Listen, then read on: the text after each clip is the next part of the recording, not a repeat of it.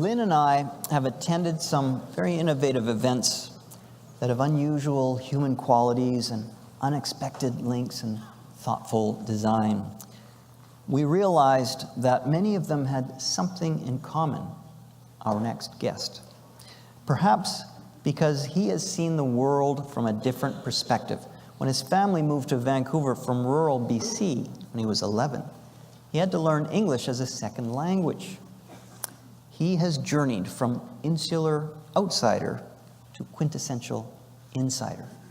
Please welcome Ken Tsui. I want to thank you, Sam and Lynn, for letting me come up on stage. It's a real privilege. And second, thank you to Joe Chan, who introduced me to these lovely people in the first place. I really appreciate it. I'm starting to sound like I'm accepting an award here, so I should probably get going here.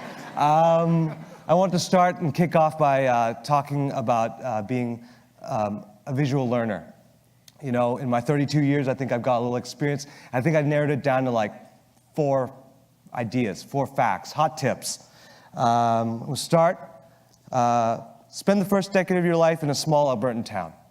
You know, I know a lot of you, you're past that. It's fine. We just saw a Tesla get shot up into space. So time travel's like a couple days away, you know? And I would say if you're comfortable with that, be the only person of color at your elementary school. You know, why not? Challenge yourself. Apply it. See how you feel in it. You know, good luck.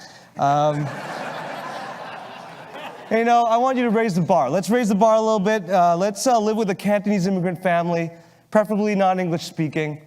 You know, see how you do. You know, it's pretty fun. And most importantly, and I really can't stress this enough, I think it's one of the most important things you gotta do. You gotta be painfully shy, folks. You just gotta be terrified of people. If you really wanna be a visual learner, it's where you gotta be at.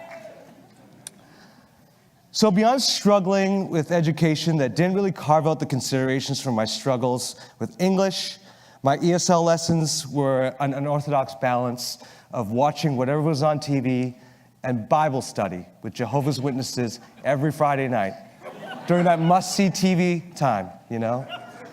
And I gotta tell you, we weren't even religious. I think my mom just liked to monopolize the generosity and charity of nice people.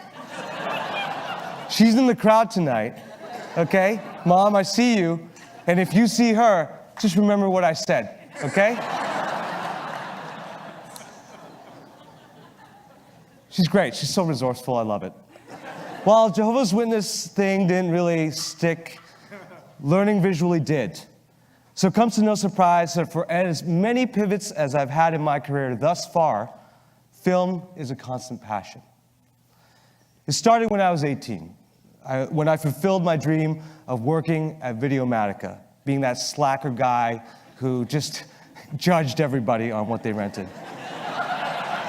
It was for anybody who doesn't know, it's a defunct video store, but an institution for any film snob in the city. It's behind that counter where I learned that the passion of watching films evolved into sharing them with people. I made good on that same year.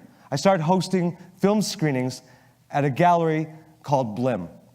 Every month, my friend and I would dig up some rare, pretentious deep cut or forgotten transgressive relic and screen it to nobody. I think we did it for over a year, and the busiest night was 10 people, not including our girlfriends, you know, it was but when it came time to call it quits, I always remembered the excitement of relating to people discovering a film that blew their minds a little bit, because that's exactly what it did for me. You know the ones I'm talking about. You see a few of them right up here. You know, the ones that you just drop casually in a conversation when you want to be obnoxiously intellectual or, you know, have something to prove at a dinner party. No one's judging. Just drop it. Sprinkle it in there, you know? So it took me a decade of licking my wounds before I decided to do it again. This time, it was for the outdoor movie nights at the 2013 Chinatown Night Market, where I was the program director. Projecting Cantonese films in the heart of Chinatown on the side of the historic Kiefer building was a life goal that I didn't realize I had. Imagine a dude like me just walking up to your house, knocking on the door and going, hey, I want to just paint a giant rectangle on the side of your building, just for a few months though. And while I'm pushing my luck, you cool with paying for it or what? Because I'm short on cash. So attendance to those was okay. It wasn't like Black Panther, Star Wars good, it wasn't like that popular. But for those who came out, it helped me understand that screenings are an indispensable tool in cross-cultural and intergenerational community building. We had people from the downtown east side, the Chinatown community, Strathcona, and all parts of the city in one place watching these movies. It was really great. Really nice to share something like that with people.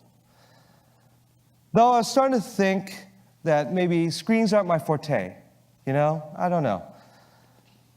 But I thought I'd give it another shot. So a year or so later, I started hosting these events called Sensory Cinema through my creative studio here there. But it was a little different this time, I was starting to do a lot of pop-up food events, and I wanted to challenge the way that we experience movies.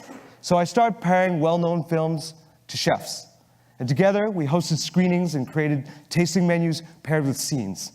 As you watch the movie, each dish is served exactly when the scene is happening on screen.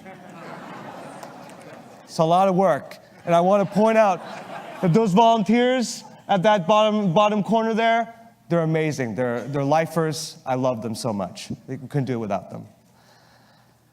So the event took off, and quickly it became a series, and next thing you know, it's been 3 years, and we've sold out every show. It's been fantastic. And the more we did it, the more I realized that sensory cinema was a little bit like pop art. I'm not trying to be self-aggrandizing or anything like that, but with food, we were able to subvert expectations of iconic imagery that pushed them a little farther.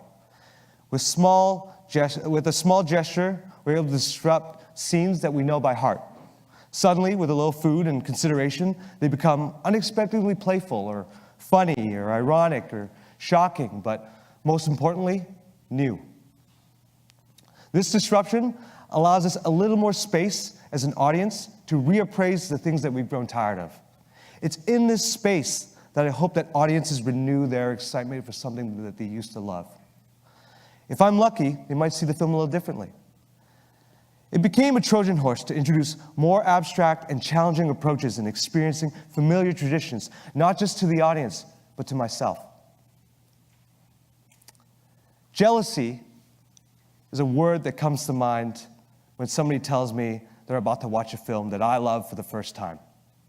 And it's not to say that I've seen every movie under the sun, but I'm just jealous because I'm always chasing that easy buzz of that first impression. I'm addicted to it, But projects like Sensory Cinema showed me that the value of mindful revisitation was an important part of my life.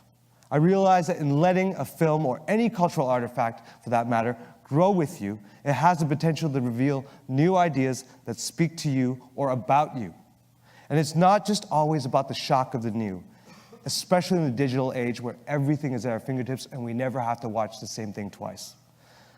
So I say, take something you loved or hated 10 years ago, maybe even 20 years ago, dust it off, and take a look again. For better or for worse maybe, the world has changed, and so have you. These things might have more truth to tell. Seeing things has always helped me learn, but revisiting them has taught me to reflect. With that in mind, I hope to see you guys at the movies.